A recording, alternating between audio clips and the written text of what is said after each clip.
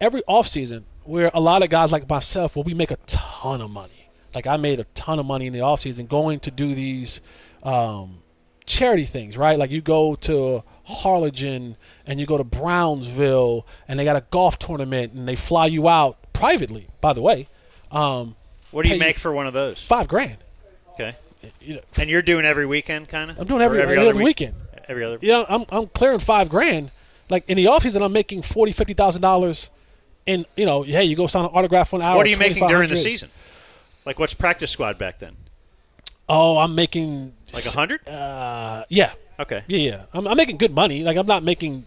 Yeah, but that's just the practice squad. You can make $100,000. Oh, now it's $200,000. Yeah. Okay. It's $200,000. It's $200,000 Back plus. then it was what? Like I remember it being like 75 or 80. And that was a little more than that. Okay. It was near 100. But you're thinking then even in the off season, this could end any time. I got to 100%. take every opportunity. I'm saying yes. They're like, hey, come down to the fair, $2,500. I'll be there. Hey, come over here to this. I'll be there. I'll give you $1,500 for an hour. I'll be there. So like at the end of the summer, I'm like, I've made $40,000-$50,000 because I've done these autograph signings that people will say no to, and then you'll have time. You're getting better at golf. I'm not even. Yeah, I'm out there. You're right. So this particular one, we had 3. We would go to like Brownsville or Harlingen, South, because there's a huge Cowboy fan base in South Texas, in the Valley, and so we always flew private, which was odd. We always flew private, and so like these dentists and these doctors would have these charity things for the community: softball, kickball, basketball, golf, and they get about 8 players, 6-7 players. We come down there. Sam was always on the trip, and I was like, I'm not turning down this money. I'm on the trip as well. And you think we fly out of Addison, and we're on the PJ, and now NFL professional athlete travel luggage is normally a Louis Vuitton, some sort of Gucci, 55, just carry on, right? Like it's standard. It's standard, right? And now it's like Goyard, or it's still Louis Vuitton, but it's standard. This is what we carry on for our carry-on bags. Now Sam always had 2. But again, no one's thinking this, because let me say this, and I always preface this by saying this: I am a man of faith. I believe in Jesus Christ, and Sam believed in Jesus Christ. And so Sam was like and I hate to say it like this, but Sam was like a spiritual leader in the locker room with that kind of stuff. And it doesn't mean that he wasn't believing in it. He just his flesh got the best of him. Yeah. And so he always had 2. But I'm thinking, because guys during the season would go down there to do radio shows. So we had Tuesday was day off. So Mondays after practice, they would jump on the plane, go down, do a radio show down there. Some guys stayed the night. Now, if you went to South Texas and in those times, how can I put this? There were treats. Chicks? What are we talking about? Treats. Yeah. Okay. Yeah. So you have a good time. Yeah. So when you go, but we were there for a couple of days, like 3 days. We would do these, these tournaments and things like that. While we were there 2 days, a lot of times. I'm thinking it's the game, because they played the game. Like, I'm not a gamer, but they would play the PlayStation and all that kind of stuff. I'm thinking it's just. So while I'm there, I actually got hired to come back later on in that year to speak at a graduation.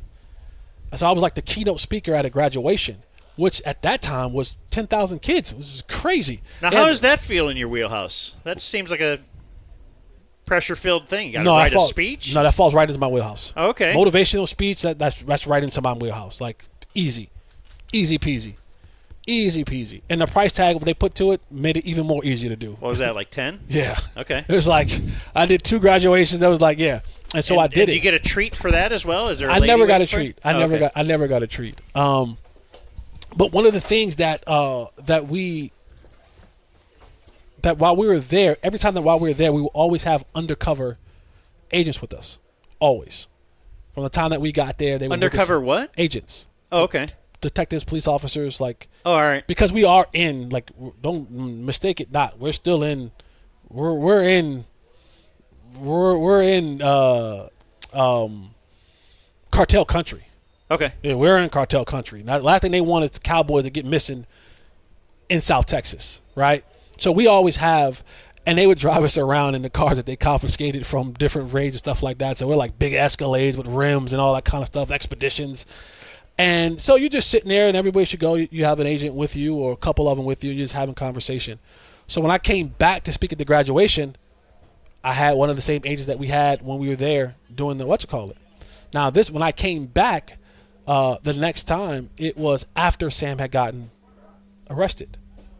And so the agent was like, he's like, yeah, so like the last 3 or 4 charity events that you guys had, we set those up.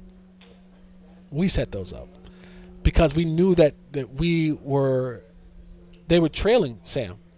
Because what had ended up happening was he was cleaning money through a tire shop in Irving.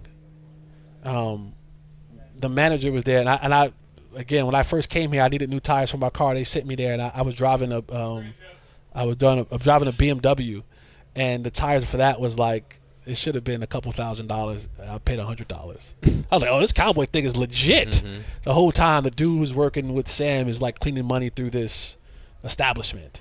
And then the guy actually gets pulled over in Sam's car, and they find $88,000 in cash. And the guy had like a little bit of weed, but it wasn't enough to be like, oh. But the cops took the money. And Sam was like fighting for the money real hard. It was like, I'm buying my mom a house with this money. And they kind of like, I don't know what made them just tag on to this, but they did.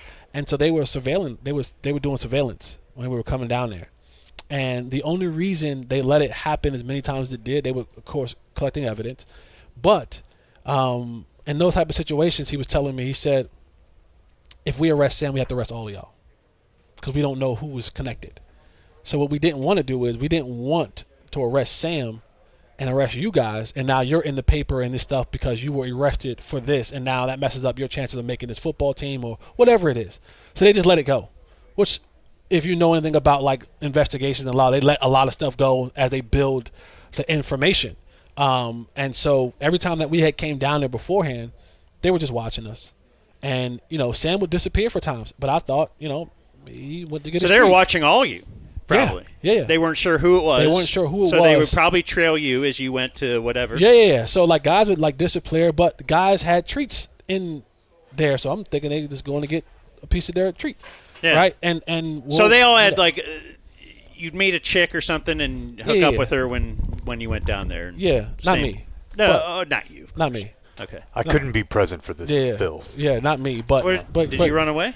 But guys who did, so you didn't think nothing of it, and so that's what we thought. And so you just think he's going to get some. And the whole time he's bringing money and bringing product back. But they'd follow him and see, oh, he's going here. Why has he got a suitcase? The whole time, one of those other duffel bags were closed. The other one. So they watched him a couple times do those deals, and then you say. So you actually did a charity event, or they didn't fake the whole. This isn't like Nathan Fielder. We did the charity events. Okay, but you said they set it up. Yeah, they kept setting up the charity events to bring us back. Wow, like the whole charity event was fake. But they were there before us. But they just continued to do more of them and made sure you were on the invite list. That made sure that the guys the who same kept Cowboys. Yeah. Okay. And so what ended up happening was, well, not the same Cowboys. So they ended up funding. So the DEA put a lot of money in your pocket? Yes. I guess. My tax dollars. Yeah. Or they were like, hey, dentists, we know that you are doing stuff there. Dentists, you will now fund this. Mm. You know what I'm saying? Like, hey, real estate broker, you're funding this one. And, because the thing was, we always flew private. And I don't know if you guys ever flown private before. Like it ain't. They're not checking your luggage. Ain't no TSA. Yeah. Not like that. No. And so you just get on. It's great. And it's phenomenal. Right. It's absolutely great. And then you just get on these planes, and the whole time it's, again, you're not thinking. And from Sam, you're not thinking it's from Sam. It is kind of. And I got a buddy who works for a pro team in another sport, and he's a writer too. And we've talked about you should write a thing about a guy who is like if you want, it's kind honestly, of a Sam Hurd thing. I'm gonna be honest with you. Traveling all across the country. Honest with you, they are not checking your luck. Yeah. If you wanted to, if you were like a media guy for a team, if you wanted to, on a chartered flight every time. Yeah. that would be. I'm not. You could. And you would condemn that in the strongest of terms. But maybe you like you that could. Angels Like, guy might have been doing that, I'm right? telling you, like Aiden Hart or no? But it was their PR guy or something is traveling with the team and all over the country. so, like finding even him he's fentanyl. like giving selling drugs. Even when you go through TSA, like you're on the tarmac. Half the time they're like, it's a half-ass check. it's like. Yeah. Like you watch, like I know I do. I watch like National Geographic, and they have like the when the guys are, like trying to import through the airport. And all, like if they wanted to, like to seal it in the suitcase and all that kind of stuff, they're not checking. They're like this. Right. Go ahead. And Sam, like you mentioned it being him, like you know how you always hear about like people who use mules, they want to get like a mom in a minivan. Sam was like a very unassuming guy. And here's he the thing. was so quiet. Here is you would have like we were so caught off guard for what they said Sam was making. Because they're still like, when you read the report, they're like, there's money missing.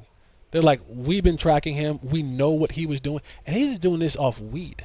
Hence why they had to go to the, like when he got busted with the cocaine, because you couldn't get a big enough charge on weed. Yeah. It's not a big enough. You can't lock somebody up really for weed like that.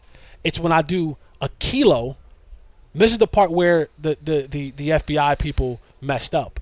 Because Sam said it in that moment. Yeah, cool, we'll do it. But I don't want this now.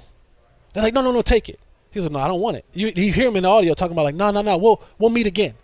I'm like, no, but here, you take it. And he's like, nah, we'll meet again. I got you. I'm gonna set something up. We'll pick some people. And so they forced him. Now we're over the line of. They were forcing him to take it till he finally was like, all right, cool.